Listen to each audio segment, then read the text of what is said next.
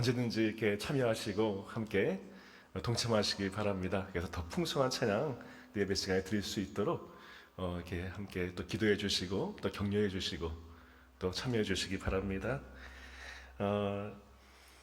오늘 시 한 편으로 말씀을 시작하고자 합니다. 이 마종화 시인이 어린 딸에게 남긴 시입니다. 우리 함께 읽어보겠습니다. 시작. 한 시인이 어린 딸에게 말했다. 착한 사람도 공부 잘하는 사람도 다 말고 관찰을 잘하는 사람이 되라고. 겨울 창가의 양파는 어떻게 뿌리를 내리며 사람은 언제 웃고 언제 우는지를. 오늘은 학교에 가서 도시락을 안 싸온 아이가 누구인가를 살펴서 함께 나누어 먹으라고. 시인은 딸에게 무엇을 가르칩니까? 착한 사람도 공부 잘하는 사람도 아닌 관찰을 잘하는 사람이 되라고 합니다. 어쩌면 의료인이 되려고 하는 저희 여러분에게도 더 익숙한 단어가 아닐까 싶습니다. 우리는 매일 관찰을 하기 때문이죠. 환자들의 안색을 살피고 어떤 이 활력의 징후를 살피고 검사 수치를 관찰을 합니다. 어쩌면 좋은 임상가는 좋은 관찰자일 것입니다. 그런데 이 시인이 말하는 관찰의 끝은 어디입니까? 도시락을 안 싸온 아이가 누구인가를 살피고 함께 나누어 먹으라고 합니다. 관찰은 이 데이터를 수집하는 것이 아닙니다. 그 끝은 사랑으로 완성이 되는 것입니다. 어쩜 우리가 함께 읽었던 본문이 그 이야기를 하고 있습니다. 우리 24절을 함께 읽겠습니다. 시작. 서로 돌아보아 사랑과 선행을 격려하며. 여기서 돌아보아란 이 말이 카타노에오라는 헬라어입니다. 흙기 보는 것이 아닙니다. 마음을 모아서 깊이 들여다보는 것입니다. 주의를 기울여 관찰하는 것입니다. 그래서 예수님께서 공중에 나는 새를 보라, 들의 백합화를 보라 할 때 쓰셨던 말이 바로 이 말입니다. 관찰하라는 것이죠. 서로 돌아보라는 말도 이렇게 읽을 수가 있습니다. 서로를 자세히 관찰하라. 성경이 명령하는 관찰의 끝도 시인과 같습니다. 사랑하라, 그리고 선행을 하라고 합니다. 저 같은 이 목사에게는 특권이 있습니다. 어떤 특권이 있냐면 이 사람들의 고통에 초대받는 특권이 있습니다. 이 역설처럼 들리시겠지만 이 고통의 자리, 고난의 자리가 사실 하나님께서 임하시는 자리이기 때문입니다. 하나님께서는 광야에서 이스라엘 백성들을 만나 주셨습니다.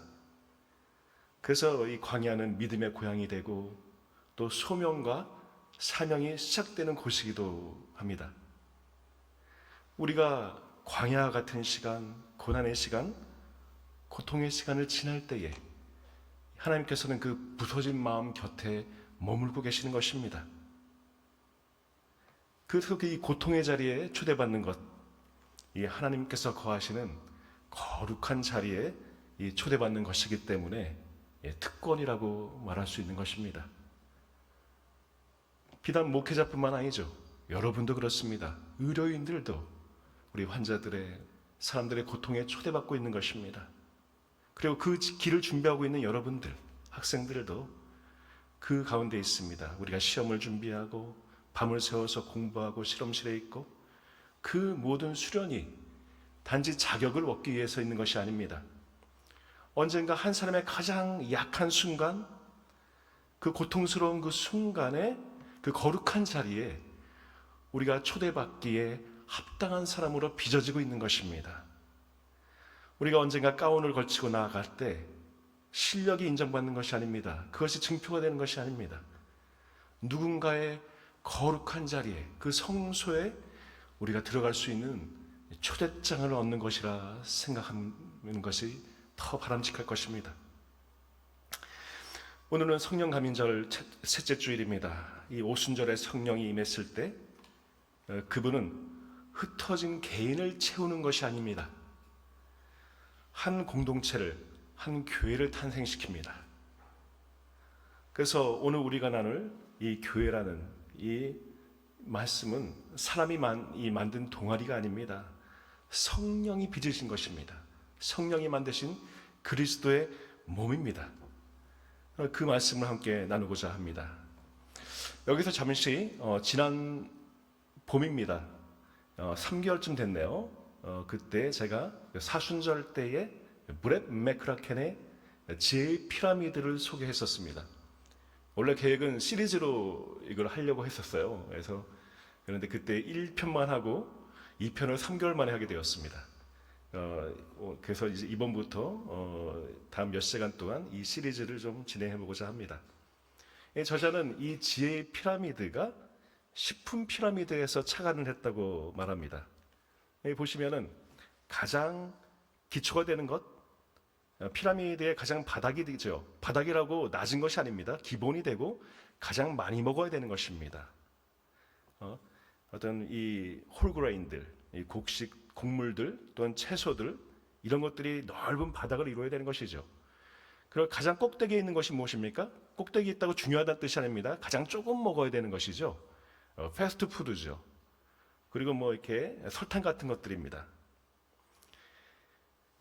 근데 우리가 이 피라미드대로 살아야 되는데 그러지 못하고 있다는 것이죠.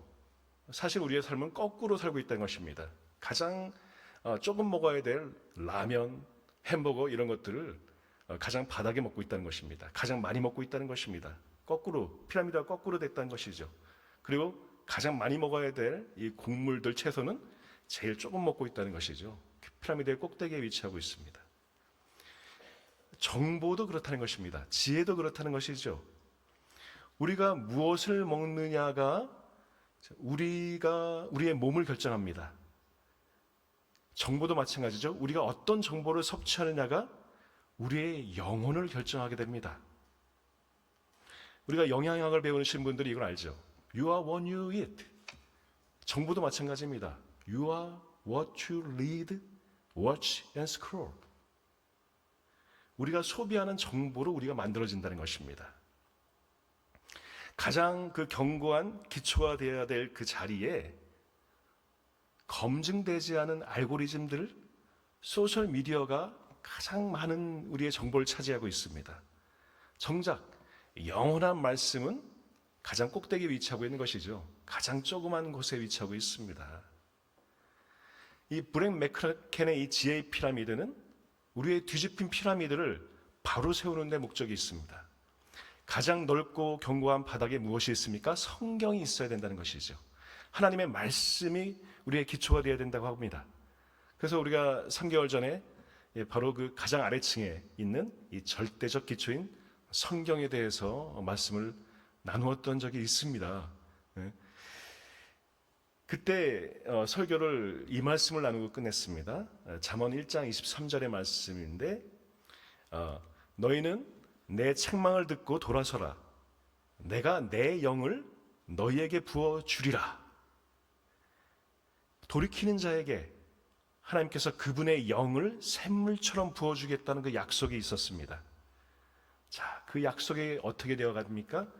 봄에 그 사순절의 십자가는 부활로 이어지고 부활은 오순절에 이르게 됩니다. 그리고 그 오순절에 약속하신 그 성령이 부어지게 되는 것입니다. 성령이 임하십니다. 그리고 성령은 흩어진 개인을 채우는 것으로 끝나지 않습니다.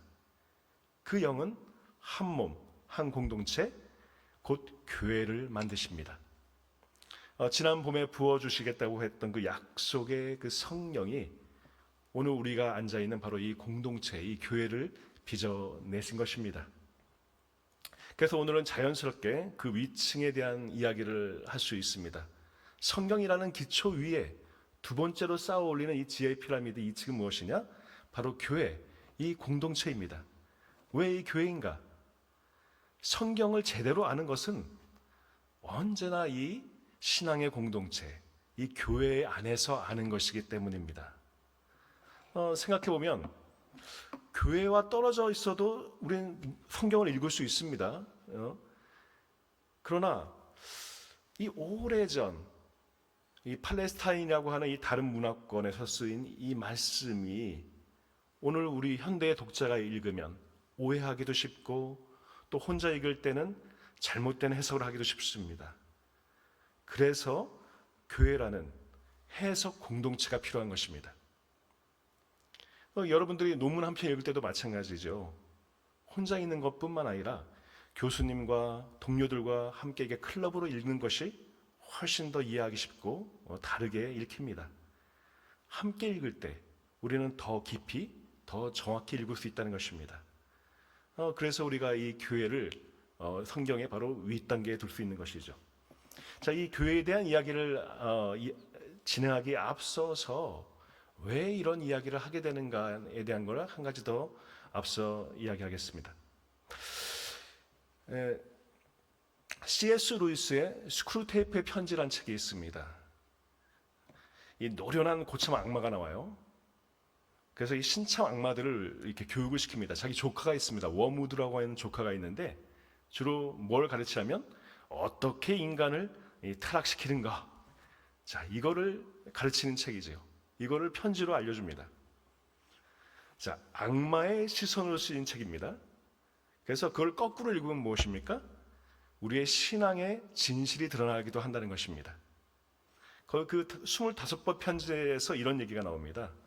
스크루테이프가 자기 조카에게 또 조언을 해줍니다. 이 사람들이 재미있게도 인간을 환자라고 부릅니다. 유혹의 대상, 우리의 환자들에게 우리를 잃게 된다. 그가 얘기하죠. 환자를 순전한 그리스도인으로 두어서는 안 된다. merely 크리스찬으로 두면 안 된다. 자, 기독교 플러스 상태로 만들어줘야 된다. 기독교에다가 자꾸 무언가를 덧붙이라는 것입니다. 기독교와 정치, 기독교와 새로운 심리학, 기독교와 사회운동.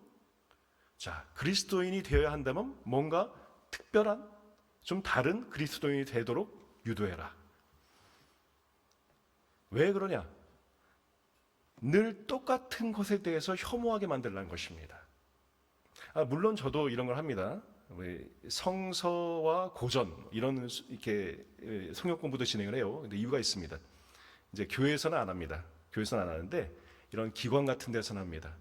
왜냐하면 좀 믿지 않는 분들 또는 믿다가 이렇게 오랫동안 교회를 안 다니신 분들이 좀 흥미를 가지시고 이렇게 좀 찾아오는 그런 세미나 같은 걸 만들고 싶어서 성서와 이 클래식 읽기, 성서와 미술 보기, 성서와 문학 이런 것들을 만들기도 합니다. 성경이 부족해서가 아닙니다.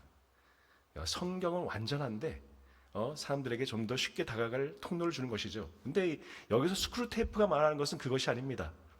믿고 있는 사람들이 뭔가 성경만으로 부족하게 느끼게 하라는 것입니다. 성경은 풍성합니다. 풍부합니다. 아직 그 안에서 충만한 것이 있습니다. 하지만 그 늘 똑같은 것에 실증을 느끼게 하라는 것입니다. 인간은 절대적인 그 새 것에 끝없는 갈망이 있다는 것이죠. 자, 이 전략이 얼마나 우리에게 정확한 것이냐면 순전한 신앙, 순전한 이 믿음이 지루하게 느껴집니다. 늘 새롭고 특별한 것을 찾게 됩니다. 사실 인간은 본래가 안절부절 못하는 존재입니다. 에덴 동산에서도 그랬죠. 이 아담과 하와가 그 손의 유혹을 참지 못합니다. 선악과를 먹으면 하나님처럼 될 것이다. 무한한 지식, 신과 같은 이 전지를 향한 욕망이 있었습니다. 그것이 결국 타락을 불러온다는 것이죠. 여러분들 아이폰 가지신 분 많이 있습니까? 아이폰, 제 거는 갤럭시라 가지고 없는데 아이폰 딱 보시면 여기에 무엇이 있습니까? 애플이 있죠? 이런 표시. 뭔가 한 입 베어먹은 사과죠.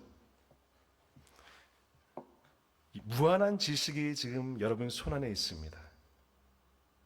어쩌면 그 로고가 한 입 베어먹은 사과인 것이 우연이 아닐지도 모릅니다. 이 에덴의 그 열매처럼 이 분별 없는 지식에 대한 끊임없는 갈망, 그것이 영원한 결핍을 낳게 됩니다. 더 알수록 더 허기지는 것입니다. 우리의 영혼은 더 배고프게 되는 것입니다.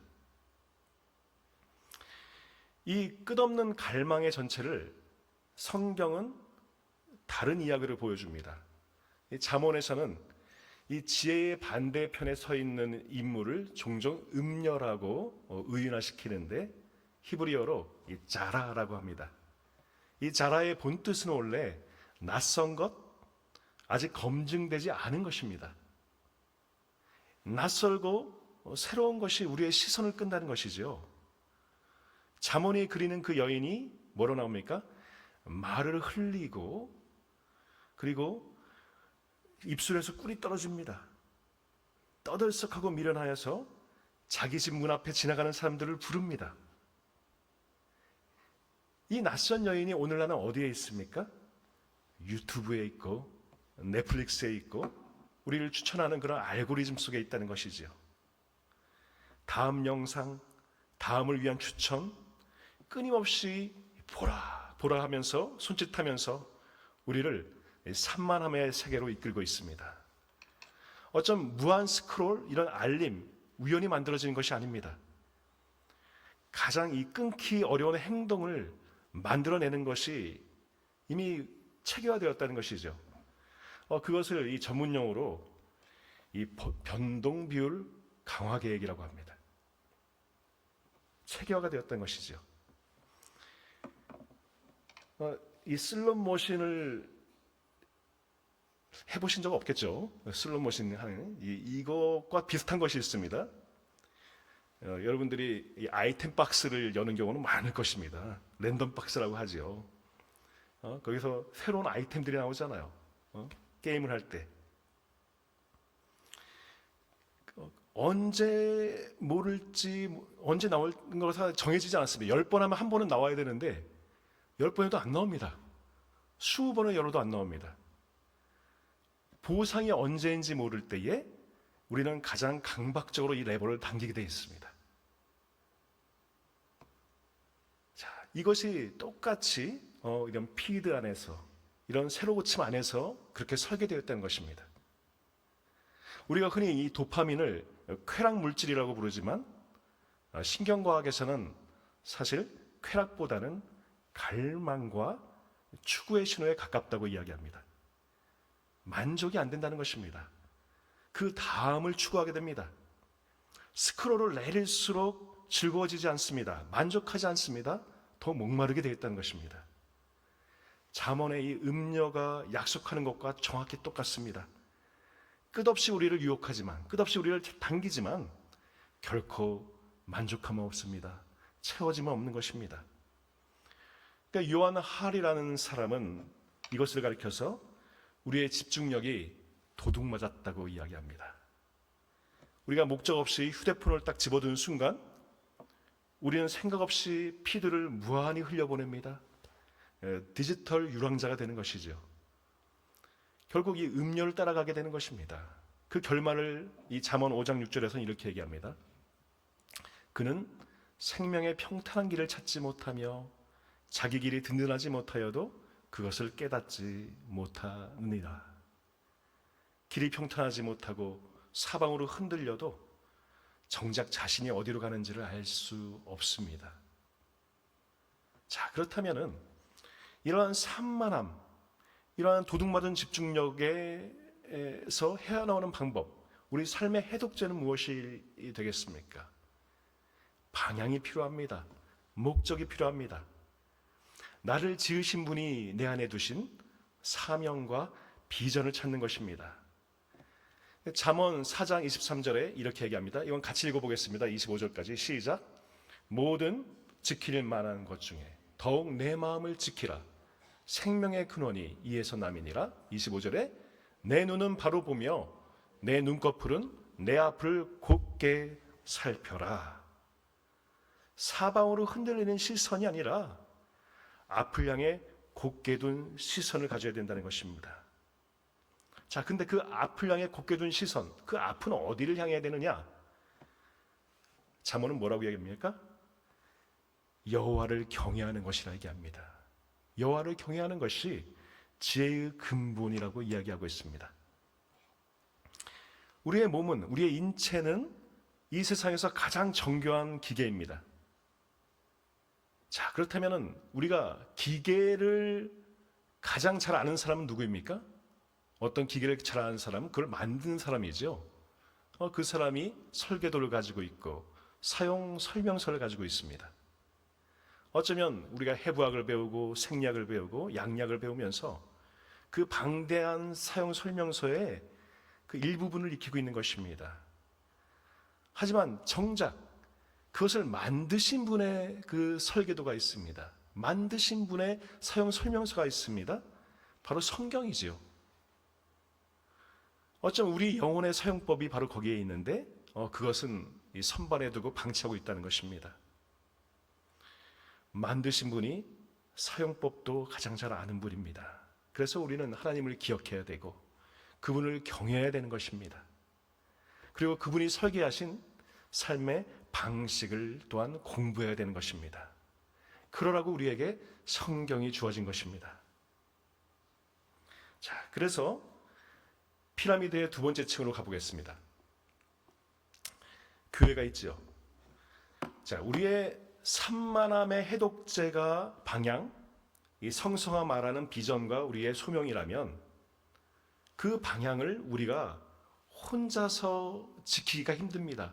혼자서 가지기가, 그 마음을 지키기가 힘듭니다. 서로가 서로를 도와줘야 됩니다. 그래서 공동체가 필요한 것입니다. 교회가 필요한 것입니다. 예수님께서는 예수님의 오심을 말씀이 육신이 되었다고 했습니다. 말씀이 육신이 되어 너희 가운데 견하였다. 그리고 바울은 너희는 그리스도의 몸이라 했습니다. 그리고 각 지체의 각 부분이라고 말합니다. 성경은 교회를 그리스도의 몸이라고 부릅니다. 교회는 유기체이며 살아있는 신앙의 공동체가 되는 것입니다. 자, 이것이 왜 중요하냐면, 자, 우리가 성경을 풀어놓은 책을 우리가 주석이라고 부릅니다. 성경 해설서죠. 그거를 통해서 저도 공부를 합니다. 설교를 준비할 때도 필요합니다. 그래서 세상에서 가장 좋은 주석이 있습니다. 저같이 이제 성경을 전공하는 사람은 꼭 봐야 될 주석, 앵커 바이블 이런 것이 있습니다. 아주 학문적인 주석이에요. 권위가 있습니다. 자, 그런데 그것이 가장 좋은 주석은 아닙니다. 정말 좋은 주석은 살아있는 교회입니다. 신앙 공동체입니다. 왜냐하면 말씀을 읽다가 도무지 이해가 안 돼요. 와닿지가 않습니다. 자, 그런데 우리가 언제 이 말씀이 참임을 깨닫느냐? 어떤 권사님의 삶을 보니까 그런 거예요. 저 권사님의 살아있는 모습, 살아가는 모습을 보니까 아, 이 말씀이 참이 맞구나. 어떤 우리 원로 교수님들, 은퇴하신 교수님들의 그 삶을 보면서 아, 이 성경이 옳았구나 하는 걸 깨닫게 된다는 것입니다. 우리 성도들의 삶으로 말씀이 해석되고 증명되는 곳이 바로 이곳이 교회이기 때문입니다. 자, 우리 교회는 좀 특별한 교회죠. 아까 우리 기도 시간에도 얘기했지만 우리 의과대학과 간호대학 우리 학생들과 교수 그런 가족들이 함께 예배하는 그런 공동체입니다. 그래서 이 두 겹의 공동체가 있는 것이죠. 하나는 우리가 함께하고 있는 이 로컬 처치, 이 교회가 있는 반면에 또 하나는 여러분이 공부하고 가르치고 섬기는 이 학교와 병원이 있습니다. 교회 곁에서 동력하는, 곁에 있다고 해가지고 파라처치라고 부릅니다. 그러니까 우리가 로컬 처치, 이 바깥에는 또한 파라처치가 있는 것이죠. 이 두 개의 공동체가 우리 안에 함께 있는데 이 공동체 속에서 여러분을 만들고 있는 것이 무엇입니까? 자, 교회의 새신자를 변화시키는 것은 성경 공부나 프로그램이 아닙니다. 교회의 청년들을 세우는 것은 멋진 행사가 아닙니다. 교회의 얼굴이 되는 건 이 교회 어른들의 삶입니다. 그들의 신앙이 가장 좋은 교재가 됩니다. 학교도 마찬가지입니다. 이 젊은 그리스도 의료인들을 세우는 것이 어떤 커리큘럼이나 매뉴얼들이 아닙니다. 앞서간 우리 선배, 우리 스승의 삶이 그들을 만들어줍니다. 어떤 후배가, 어떤 제자가 한 교수님을 보면서 이 신앙과 의술이 둘이 아니구나. 그렇게 깨닫는 순간 그 교수님의 그 삶이 그들에겐 살아있는 주석이 되는 것입니다. 그리고 머지않아서 우리 여러분들의 삶도 누군가에겐 그러한 삶의 이 신앙의 주석이 될 수 있다는 것입니다. 그래서 오늘의 이 본문에서는 우리에게 세 가지를 명령하고 있습니다. 자, 24절과 25절을 함께 읽어보겠습니다. 시작. 서로 돌아보아 사랑과 선행을 격려하며 모이기를 패하는 어떤 사람들의 습관과 같이 하지 말고 오직 권하여 그날이 가까움을 볼수록 더욱 그러하자. 서로 돌아보라고 말합니다. 앞에서 말했던 바로 그 관찰입니다. 우리가 솔직히 사실 말할 수 있으면 이렇죠. 이 경쟁이 치열한 우리가 학업의 자리에서 서로 관찰하는 방식은 사실은 무엇입니까? 비교하는 것이죠. 누가 더 높은 점수를 받았는가? 누가 앞서가는가? 근데 이 말씀은 뭐라고 합니까? 그러한 우리의 사고방식을 뒤집습니다. 비교하려고 보지 말고 사랑하려고 보라는 것이죠. 누가 지쳐가고 있는지, 누가 혼자 무너져가고 있는지, 누가 도시락을 싸우지 못했는지를 보라고 하고 있습니다. 어쩌면 우리가 이 의학과 이 간호교육의 현장에서 소진되고 고립되는 것이 결코 드물지 않다는 걸 우리가 늘 보고 있습니다. 바로 그 자리에 서로를 사랑하는 관찰의 눈이 필요하다는 것입니다. 자, 그리고 두 번째로 사랑하고 선행을 격려하라고 합니다. 자, 여기서 격려하라고 하는 단어가 파록시스모스입니다. 페럭시즈멀 하는 그런 단어가 많이 나오는 단어인데 이 발작성이라는 단어입니다. 우리가 의학에서 많이 나오는 단어죠. 이 발작성 빈맥, 이 발작성 야간 호흡 곤란, 그럴 때마다 나온 것이 이 파락시스멀이죠. 이 파락시즘이 원래는 이 발작이란 말입니다. 원래 부정적인 단어다 보니까 언제 쓰였냐면 이 단어가 사도행전에서 이 바울과 바나바가 크게 다툰 적이 있습니다. 그리고 헤어집니다. 심히 다투어 갈라질 때 그때 썼던 단어가 바로 이겁니다. 격렬하게 충돌했다. 이 발작했다는 것이죠. 그런데 이 본문에서는 이 격렬하고 이 병적인 단어를 거룩하게 뒤집습니다. 서로에게 일으키라고 하고 있습니다. 무엇을? 사랑과 선행의 격동을 일으키는 것입니다. 걷잡을 수 없이 터져나오는 그런 사랑의 돌발 사건을 서로 안에 일으키라고 하고 있습니다. 미지근하게 식어가는 신앙을 향해서 거룩한 충격을 주라는 것입니다. 이러한 사랑의 격동을 이 그림처럼 보여주는 영화가 하나 있습니다. 혹시 보신 분들이 있을까 모르겠는데 이 1987년에 나왔으면 좀 오래됐죠. 이 덴마크 영화입니다. 이 바베트의 만찬이라는 영화가 있습니다. 책도 있습니다. 책이 얇아요. 이렇게 글이 많지는 않습니다. 이 무대가 덴마크의 작은 해안 마을입니다. 거기에 한 신앙 공동체가 있습니다. 온 마을이 다 교회 사람들이에요. 그래 금욕적이고 엄격한 이 규율 속에서 살아가는데 이 겉으로 보기에는 경건합니다. 근데 속을 들여다보면 서로 오래된 앙금들이 쌓여 있고 미움들이 있고 이 서로들을 향한 마음이 차갑게 식어 있었습니다.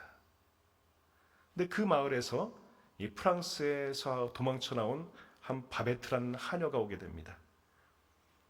거기서 십수년을 이 하녀로서 일을 하다가 어느 날 그녀가 이 복권으로 큰 돈을 얻게 됩니다. 근데 이 바베트가 이 하녀가 그 당첨된 돈을 자기를 위해서 쓰지 않습니다. 대신 마을 사람들을 위해서 한 끼의 최고급 프랑스 만찬을 차려줍니다. 알고 보니까 이 여인이 프랑스 파리의 최고급 카페 앙글레라고 하는 그 레스토랑, 오늘날로 따지면 미슐랭 3스타에 해당되는 그 카페 앙글레의 수석 셰프였었습니다. 그 최고의 재료를 사다가 이 사람들을 대접했던 것이죠. 그 압도적인 그 호의 앞에서 또 이 혀끝을 두드리는 그 미각의 충격, 그 앞에서 놀라운 일이 벌어집니다. 이 서로를 노려보던 그 노인들의 시선이 바뀌게 됩니다. 그들의 굳었던 혀가 풀리게 됩니다. 식탁에서 손을 맞잡고 또 눈물을 흘리게 됩니다. 그리고 서로가 서로를 포옹해주고 안아주고 화해를 하게 됩니다.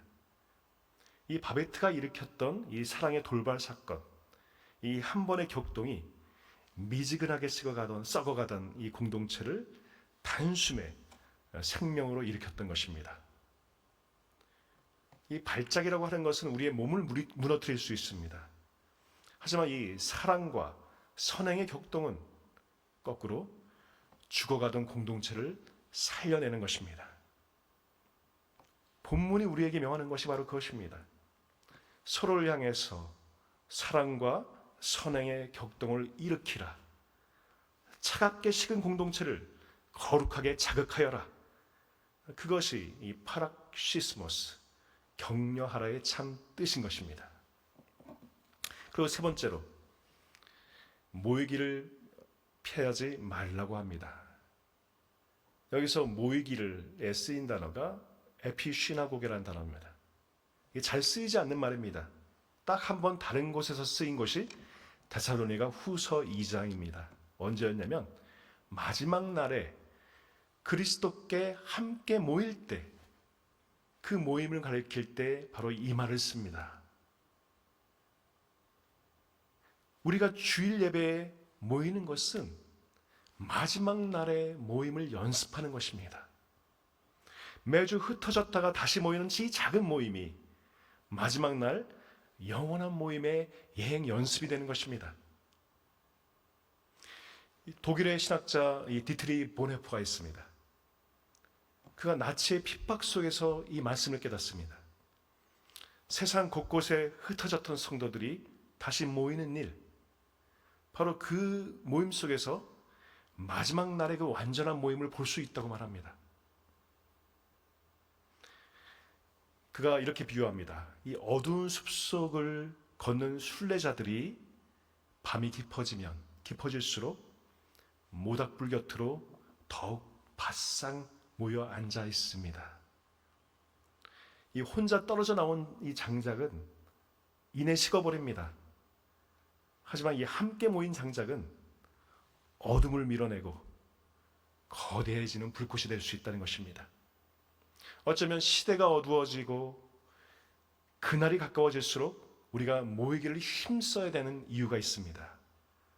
바로 이 본문이 덧붙이는 그대로입니다. 그날이 가까움을 볼수록 더욱 그러하자.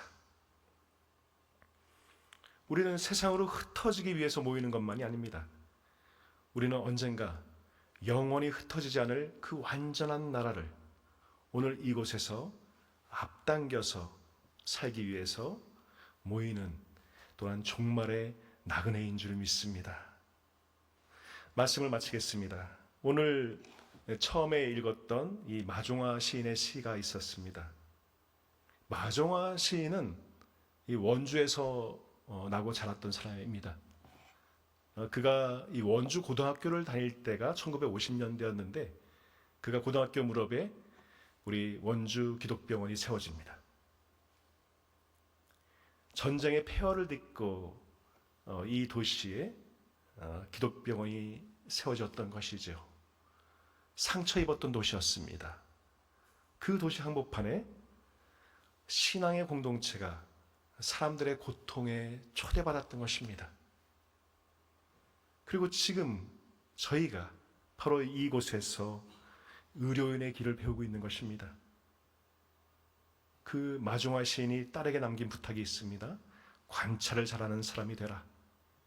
겨울 창가에 양파가 어떻게 뿌리를 내리는지, 사람이 언제 웃고 언제 우는지, 그리고 도시락을 누가 싸우지 못했는지를 살피고 함께 나누어 먹으라 합니다. 타인의 결핍을 헤아리는 그 시선, 그것이 우리가 좋은 치유자로 성장해 나가는 그런 과정의 핵심이 되는 말입니다. 어쩜 우리가 외우고 있는 수많은 이 의료 정보들 언젠가는 개정됩니다. 새로운 것에 대체가 됩니다. 우리가 최신이라고 말하고 있는 이 지침들은 10년이 되면 옛것이 됩니다. 1년만 돼도 옛것이 되죠. 어쩌면 우리가 시험 때문에 막 우겨놓고 있는 이 지식들은 시험이 끝나면 흩어지게 됩니다. 그러나 사랑으로 관찰하는 사람은, 그리고 그것으로 인해 빚어진 인격은 영원하게 남습니다. 우리가 사랑으로 돌아봤던 그 환자 한 사람 한 사람, 신앙으로 격려했던 우리 동료 한 사람은, 그리고 기도로 함께했던 이 보호자 한 사람 한 사람은 사라지지 않을 것입니다. 우리가 지혜의 피라미드를 바르게 세울 때 우리가 성경을 기초로, 그리고 우리가 이 교회 안에서 서로를 사랑하러 관찰하면서 우리가 순전한 신앙으로 살아가게 되면 우리는 비로소 참된 의료인으로, 그리고 참된 그리스도인으로 자라가게 될 것입니다.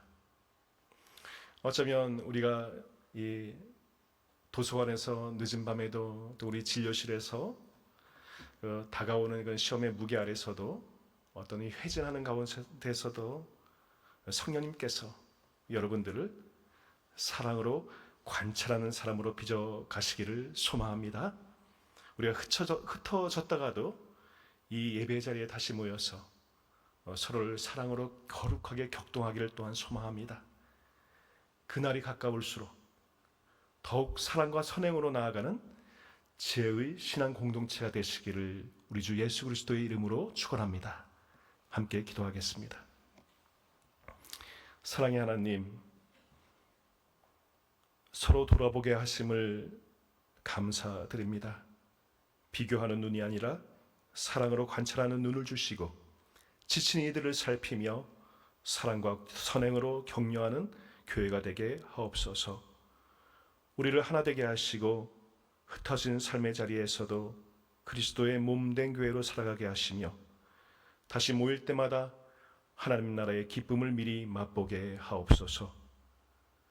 말씀 안에서 우리의 삶 속에 열매 맺게 하시고 사랑으로 섬기는 참된 의료인과 그리스도의 제자로 살아가게 하옵소서. 예수 그리스도의 이름으로 기도드립니다. 아멘.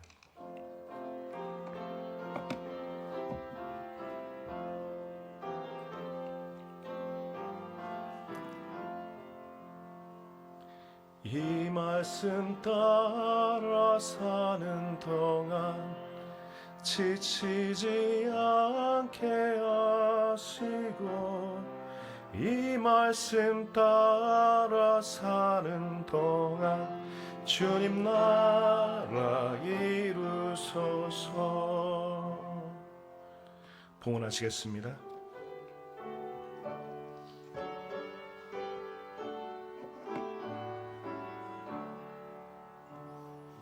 내게 있는 모든 것을 아낌없이 드리네. 사랑하고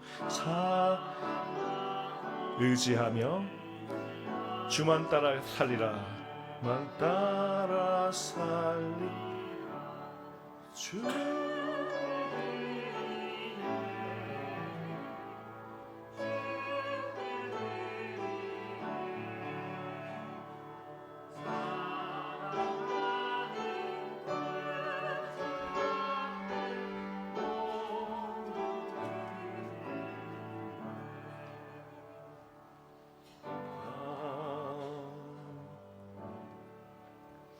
기도하겠습니다. 사랑과 은혜가 풍성하신 하나님, 오늘도 하나님께서 허락하신 은혜를 기억하며 감사와 헌신의 예물을 올려드립니다. 말씀으로 저희를 부르시고 성령으로 한 공동체로 이루게 하시며 서로를 통해 주님의 사랑을 배우게 하시니 감사드립니다.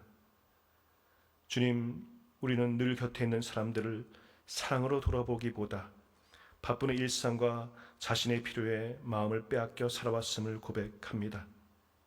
누군가의 아픔과 외로움을 살피기보다 비교하고 판단하는 데 익숙했던 저희를 용서하여 주옵소서.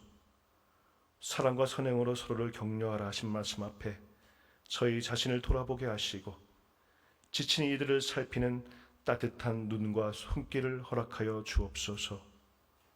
이 예물을 바칩니다. 저희의 손을 떠난 이 작은 헌신이 위로가 필요한 이들에게는 위로가 되게 하시고 도움이 필요한 이들에게는 사랑의 손길이 되게 하옵소서. 특별히 병상에 있는 이들, 고통 가운데 있는 이들을 기억하여 주시고 그들을 돌보는 가족들과 의료진에게 셈과 인내를 더하여 주옵소서. 저희가 흩어진 삶의 자리에서도 그리스도의 몸된 공동체를 기억하게 하시고 사랑과 선행의 열매를 맺게 하옵소서. 드려진 이 예물이 하나님 나라를 세우고 생명을 살리는 일에 귀하게 사용되게 하시며 저희 또한 서로를 살피고 격려하는 살아있는 믿음의 공동체가 되게 하옵소서. 우리의 머리가 되신 예수 그리스도의 이름으로 봉헌하옵나이다. 아멘. 성도의 교제를 나누겠습니다. 오늘 예배에 나오신 그리고 함께 하신 모든 교우들 그리고 유튜브를 통해 참여하시는 분들 환영하며 축복합니다. 우리 앞뒤 좌우에 계신 분들과 인사 나누겠습니다. 손 미리 준비하시고 사랑합니다. 축복합니다. 네, 눈도 안 마주치면서 이제 그러지 마시고 관찰하시면서 오늘은 좀 이렇게 얼굴이 어떠신가, 모습이 어떠신가 관찰하시면서 사랑합니다. 축복합니다. 오늘 예배 후에 친교 모임 시간에 6월 생일자 축하 순서가 있습니다. 생일 맞으신 분들 모두 축하드리고 참여하고 가시기 바랍니다. 그리고 예배 후에 의학관 205에서 운영위원회가 있습니다. 운영위원님들은 참석하여 주시기 바랍니다. 이제 자리에서 일어나셔서 파송의 말씀을 나누겠습니다. 예수 그리스도 안에서 새 생명을 얻은 여러분에게 권고합니다.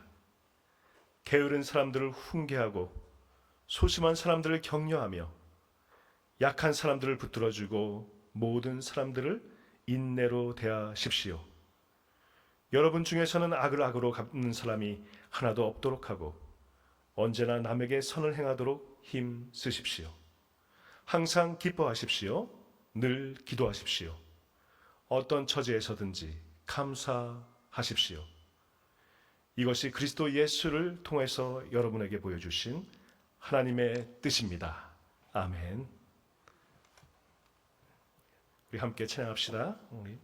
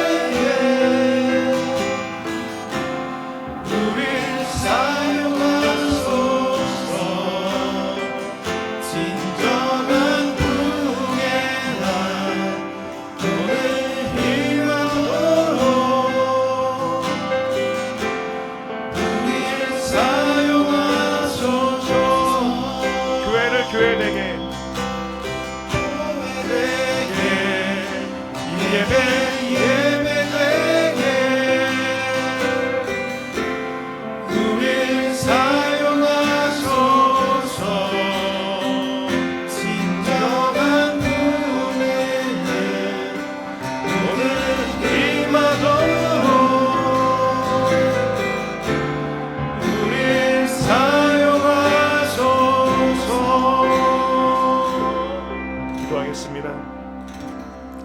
이제는 우리를 위하여 자신을 내어주시고 사랑과 선행의 거룩한 격동으로 일으키신 우리 주 예수 그리스도의 은혜와 미쁘신 약속으로 우리를 부르시고 서로를 사랑으로 돌아보는 삶으로 인도하시는 하나님 아버지의 사랑과 오순절 교회를 세우시고 흩어진 자들을 한 몸으로 묶어 사랑의 공동체를 이루게 하시는 성령의 교통하심이 시험을 앞둔 학생들과 가르치고 치유하는 사명을 감당하는 교수님들과 의료인들, 그리고 그 곁을 함께 걷는 가족들 위해 그날이 가까움을 볼수록 더욱 사랑과 선행으로 나아가며 성령께서 빚어가시는 지혜의 공동체 위에 이제부터 영원토록 함께 하시기를 간절히 축원하옵나이다. 아멘.